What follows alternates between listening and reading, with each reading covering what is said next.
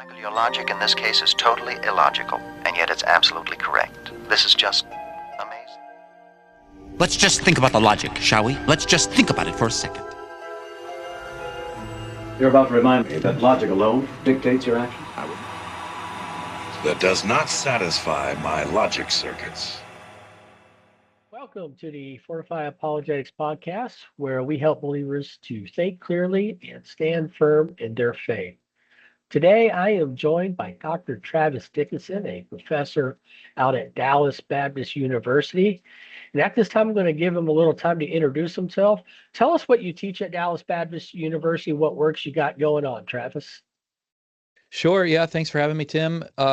So I teach all things philosophical at Dallas Baptist University. I'm chair of the philosophy department. So my primary areas are epistemology, philosophy of religion, all that good stuff, and all related things, and also teach a fair amount of Christian apologetics. I've got a few books that will be relevant to our topic today. So the one is called Logic in the Way of Jesus, Thinking Critically and Christianly. And then we also have a book, a co-authored book called Stand Firm, Apologetics and the Brilliance of the Gospel. And I co-authored that with Paul Gould and Keith Lofton. So this October, Mr. Dickinson is going to be joining us at the Fortify Apologetics Conference here in Arlington. And he's going to be doing a breakout session on God as the reason for reason. So tell us a little bit about that topic, how you came up with the title, and what all is that going to entail? Yeah, so it's a very interesting argument. I mean, I think it's fascinating, to be honest, and I think it's one of the strongest arguments for the existence of God, though it's certainly one that isn't utilized, I think, enough. So it's kind of interesting that way because there's almost no response.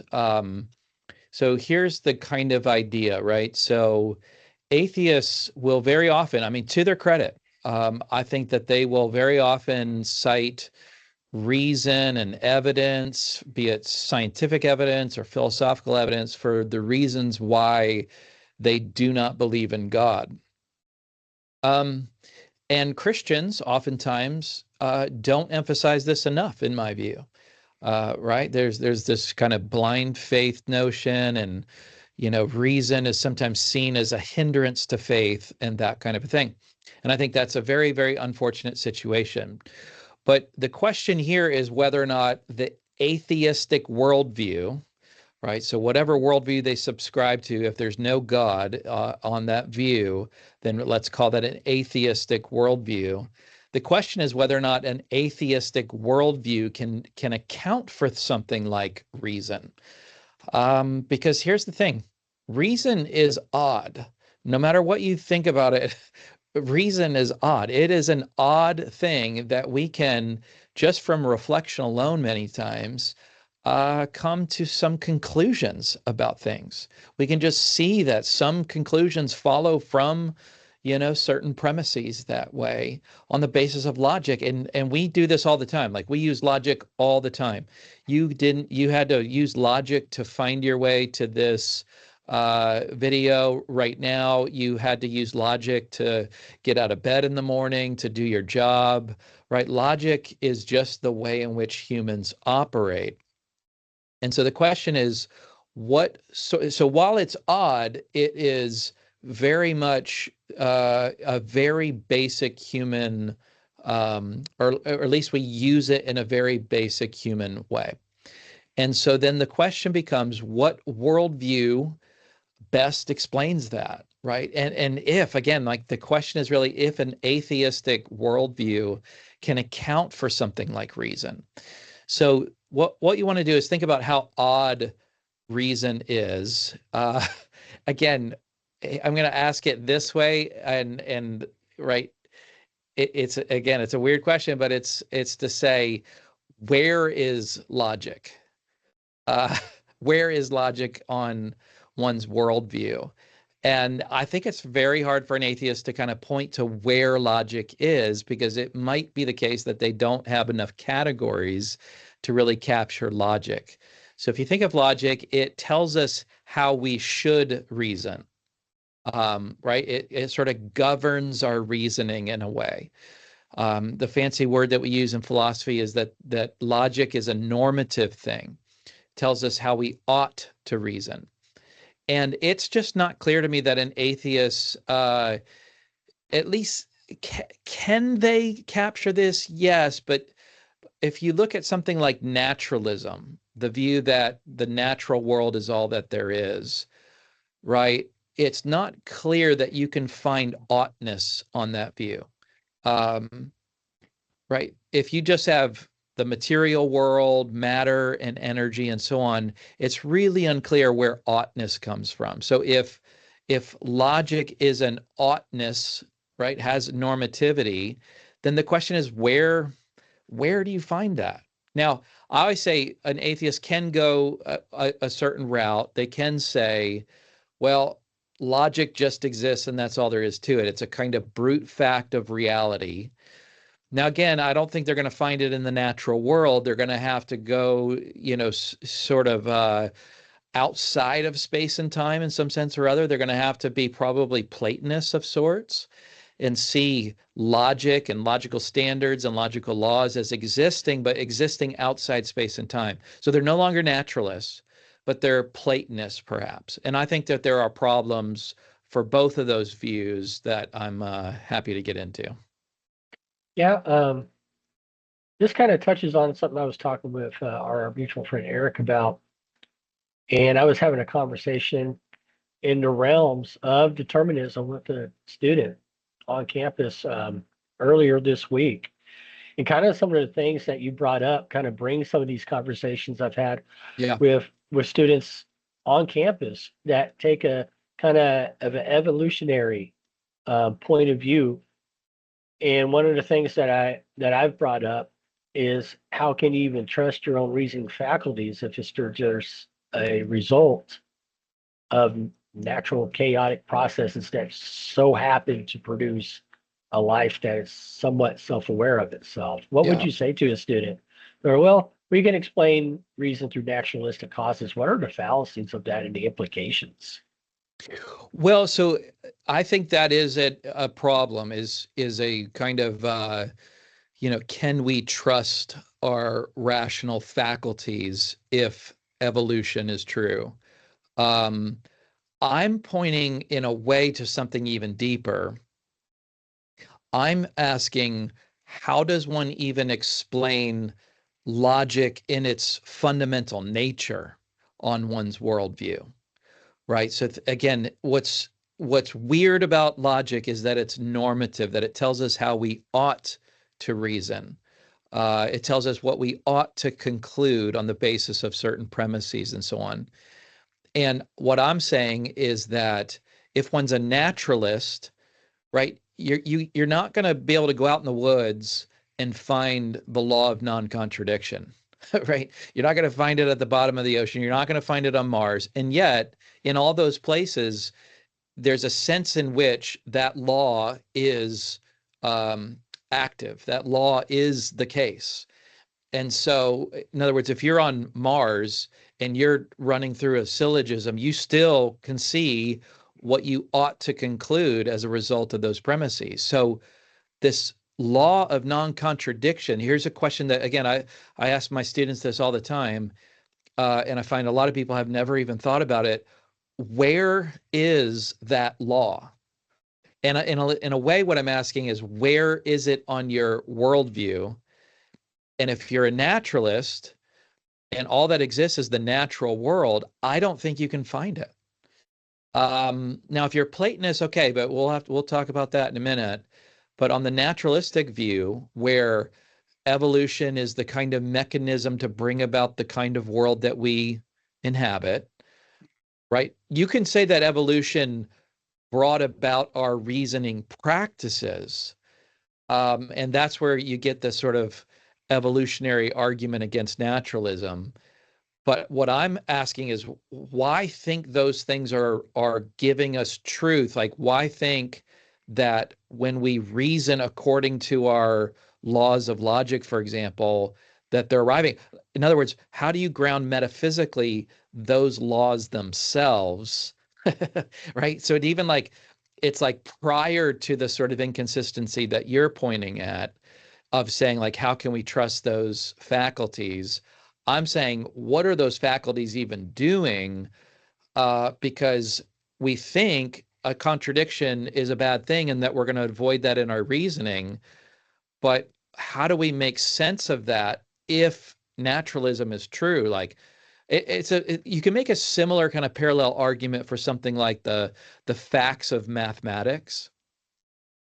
Right, math facts. Here's the weird question: is where are math facts? Where do they exist? And again, some sort of what I'm asking is where on your worldview? And I think it's very difficult on a naturalistic, materialistic worldview to find those things as here's where they exist. Now, we can go beyond the world. We can go supernaturalist, and I don't necessarily mean theistically, but do something like Plato does or a Platonist does and goes beyond space and time. Fine, but I think, again, it's got its own problems. What are the terms you're using right now? If we can get a little clarification, because I'm not familiar with it. I'm still kind of learning more about philosophy as I grow in this, working in the apologetics field for only a couple of years. So what is Platonism? Could you explain that real quick? Okay. Kind of. So Platonism is an option. And here we're thinking of a kind of like atheistic Platonism, because again, that's the way we've kind of set it up, is to say an atheistic worldview has a very difficult time finding, right, these sort of facts of logic, logic itself. So Platonism is, of course, a view that follows Plato. Plato had a kind of two-world hypothesis. So he saw the material world, obviously, the world we inhabit in our present state. And this is a world of flux and change and matter and energy and, you know, kind of everything swirling about. It's kind of the world of chaos. But Plato also thought there was the world of the forms. And these are things that are eternal, that are fixed, that don't change, that are orderly, and in a way, as the world of the forms are impressed on the material world, some order comes out of it. So we can find things like beauty in the world. Now, is beauty, if we say where is beauty, for Plato, he would say it's not in the material world, it's in the world of the forms. But the material world, in a sense, participates in the form of beauty. So we get little glimpses of beauty in the material world, but but beauty itself is beyond time and space in a certain sense. Okay. Kind of get it Does that there help? a little bit. Yeah, a little bit.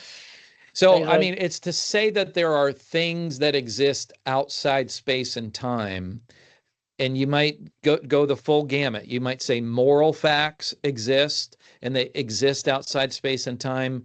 Mathematical facts exist outside space and time. Logical facts exist outside of time. Just as these sort of brute facts of reality, and what I mean by brute is they just exist without any further explanation. There's no God or anything further to explain their existence. They just exist. Okay. So then, I guess some of the things that I'm kind of wondering then, that kind of would almost in itself just defeat empiricism by any stretch of the imagination, because these things are non-physical and they're beyond what our five senses necessarily can pick up and everything.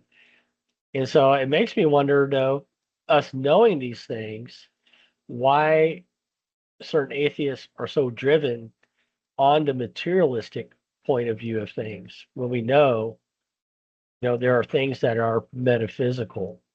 And why are they so opposed just for God existing in the first place and being, as you would say, the reason for us to be able to reason?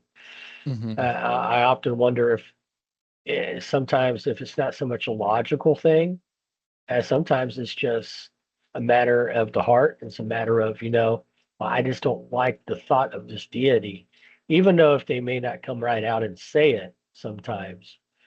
And there's times on conversations I'm having with students where I bring up certain things pertaining to reason in that they just don't have an answer for, and they're just kind of like give you blank Yeah. stares to some extent. Yeah. They're like, well, I never really thought of that. That's not where I thought this was going to go. And I haven't yet to have any conversations on campus where they've given me anything concrete as any good reason, if you want to put it, for God not existing. Oftentimes they Oh, just, I find yeah. they haven't studied for themselves, or else they're just regurgitating something they heard on TikTok or YouTube. Hmm. So, so I mean, let's just say devil's advocate. Um, like if atheism was true, what would that even mean for our ability to reason? I mean, sounds like the way you put it, that there really wouldn't even be any reason at all or logic whatsoever. Yeah. So, I mean, in a way, I mean, for me, like when you say, why would so many, like, why are so many people naturalists slash materialists? And honestly, I'm at a loss. I don't know. I think, of course, it's a simpler view, but as anybody that knows anything about, theorizing according to various theoretical virtues, simplicity is just one amongst many things, and simplicity is not necessarily good in itself. Like it's simplicity when it has explanatory power. So like, of course, we want to have as simple a view as possible, but if your view starts leaving out all kinds of things that it can't explain, that doesn't make simplicity good then.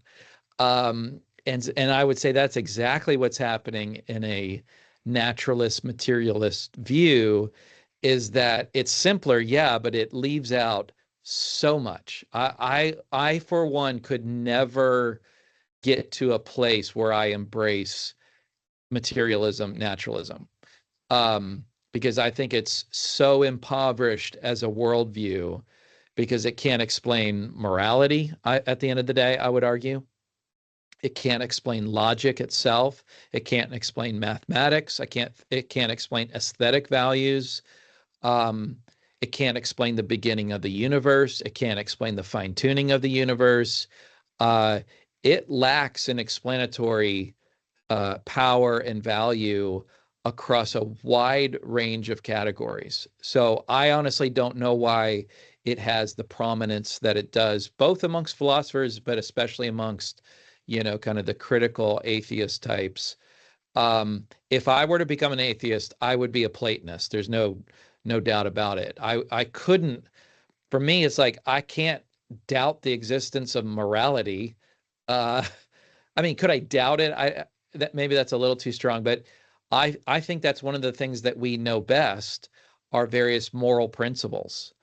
And something like logic. These are necessary truths. Like how could the law of logic be false or non-existent or something like that? Um, these are the facts of reality that I think we know best. And so I would be a Platonist, any day over being a naturalist materialist. But I think the Platonist doesn't get off too well either, to be honest, because I think what the problem with the Platonist view is that at the end of the day, it's ad hoc. And so the ad hoc fallacy is when a theory or a view explains data, but that's kind of all it does, right? So that might sound a little weird, but let me try to give an illustration. So if I were to go home after work today and go into my living room and see that my TV is missing, and I look over and I see that my window's broken, I now have data that needs to be explained. And here's a thesis that perfectly explains that data. Imagine that aliens, right, hovered over my house. They shot a beam down, snagged my TV, and the beam was of a certain frequency that shattered the window. Now that perfectly explains the data. It leaves no bit of data, no datum, unexplained. The problem is it's just really ad hoc because all it does is explain the data, but we have no independent reason to think that it's true. We don't have independent reason to think that aliens exist, much less that they are interested in TVs and things like that. Okay. So it's a very, very ad hoc theory. And I think at the end of the day, to just say logical facts exist is ad hoc. Now, it does explain why we have the ability to reason and why we appeal to these things just to get out of bed in the morning and get to work and to do our work and so on. It explains that, but we have no independent reason to think that those things are true, other than the fact that it explains the data. When you turn to a theistic explanation of logic, where, on my view, logic is grounded in the mind of God. Like God provides the standard by which we should reason. His mind does. Like the laws of logic, when we ask where are the laws of logic, they're in the mind of God. That's where I would locate them. Now, is that ad hoc? No, because we have all kinds of independent reasons to believe that God exists and that God of a certain sort exists, that God would be the ground of logic amongst, as well as morality and math and beauty and all the rest of the values. So we have all kinds of reasons to believe in God, so that it's not an ad hoc thesis. It perfectly explains the data well, but we have all kinds of independent reasons to believe that God exists.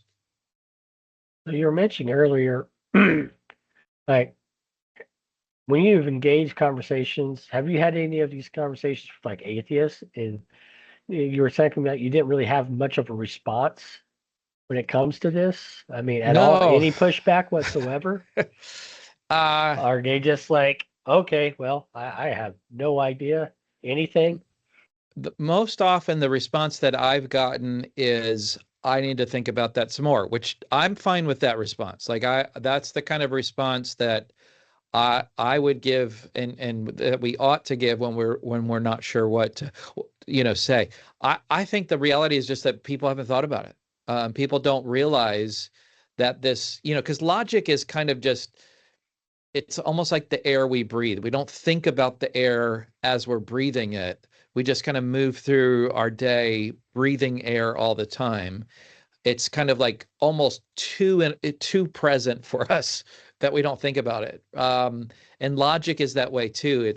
It's just in everything that we do. Whenever we're thinking, reasoning, talking, reading, right? We're using logic just all day long. So it's kind of just always almost too present that a lot of people have never thought about it and thought, how do I explain this funny thing that we do, which is logical reasoning?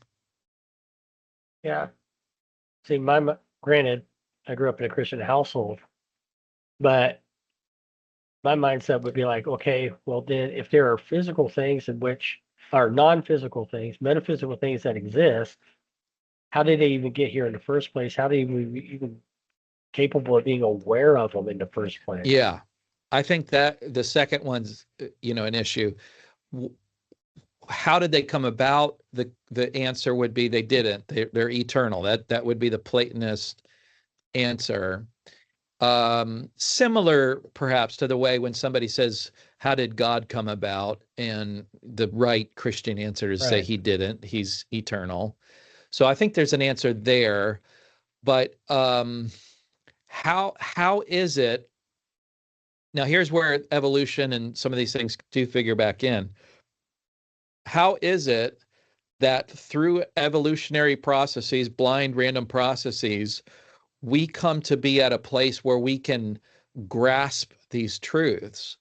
Right? How can we be, in a sense, aware of something that's outside of space and time and use those things in order to arrive at, how should I get to work today? Right. And use in our logical reasoning. I've never even heard anybody attempt an account of how it is that we're hooked up to these things. that are outside space and time. Like there's a lot of mystery here. And again, like there's a lot of mystery in every worldview in a way. Like we don't have it all worked out. And so to a certain extent, I'm fine with there being mystery, but it just seems exceedingly mysterious that these things just happen to exist. We just happen to be hooked up to them in the right sort of way, and such that we're able to make these logical judgments about the world, again, all day long. Yeah. The only thing that comes to my mind, listening to what you were explaining and kind of going, how is this here? How are we able to do that? Only thing that I could guess that an atheist may say, maybe more like an online Facebook type comment section atheist. Oh, now you're just doing a God of the gaps thing. You don't know why they're here, so therefore God. Mm-hmm. What would be your Mm-hmm. response to someone that would just say that, I guess? Try to accuse you of a God of the gaps kind of thing. Yeah, I mean, the God of the gaps objection is one that we, of course, need to contend with. But what I always say is you need to have a gap. In other words, you need to show that I'm pointing at a gap and then just plugging God into it. And rather, what I'm doing is I'm pointing at logical facts that again, we know very well. We've been thinking about logical facts at least since the time of Aristotle, right? Aristotle has a very well worked out, kind of like system of logic. And then many people throughout history have moved that forward to where it is today. You could get a PhD in logic, and it is very technical, very difficult, very well worked out. So it's not that there's a gap. It's that it's what we know about logic that's leading me to ask, how do you best explain that, right? So if it was just pure mystery and just a pure gap, and I would say, well, it must be God. No, rather it's to say these facts about logic, things like the fact that they're eternal, like already one aspect, we're already sounding like God. They're transcendent. They are normative. They provide a kind of standard or a kind of oughtness, right?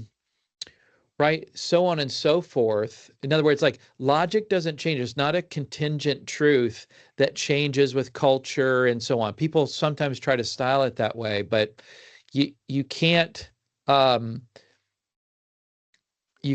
make that work. Sorry, I've got a phone call coming in. Let me cancel that. Yeah. Audience, when you saw the little fireworks going off there, that wasn't planned, although the timing was pretty well placed there.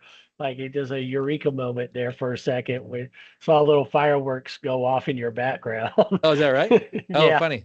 So as you're talking about That is funny. reason, and we're coming to this like climax here, and all of a sudden the fireworks just went off in your background. So oh, that's funny. Oh, yeah, I didn't know it did that. Sorry about that. So no, it's all right. I was just like, was that me? Did I do that? So anyways, sorry, let's get back on topic there. Yeah. So when you think about logic itself, again, like it's eternal, right? It's necessary, it's not contingent, it's normative, it's transcendent. We're already thinking otherworldly, I would suggest. We're already kind of, again, beyond the natural world, because everything in the natural world is contingent, it's changing, it's right, it's within space and time and so on, has location, has, we can find it somewhere in the universe if it's within the universe. All of those aspects, but logic doesn't seem to be that kind of thing. And so we're kind of already, I'm suggesting, right, sounding like we're talking about something God-like. And so it's those aspects that, again, everybody agrees, philosophers typically agree with all those things. And so then what's the best explanation? Well, again, you might go Platonist and say they just exist with those aspects, or I'm suggesting that we're talking about God. We're just talking about God, right? They're grounded in the mind of God in some sense. That kind of makes me think about, so in relation to reason and logic, it makes me kind of rethink what it means then when we say we are made in the image of God. How Yeah, do you think that relates to that overall? In fact, that's what we're talking about this fall, right. anyways. What does it mean made in the image of God? So how would one lead into that then? How is those two things related? How would you think what that Yeah, means being made in the image of God? I think that's a beautiful story of how it is that we share aspects with God in that respect. And when people, one thing to say about the image of God is that the Bible doesn't say a lot about it, doesn't describe it very often or very much in great detail.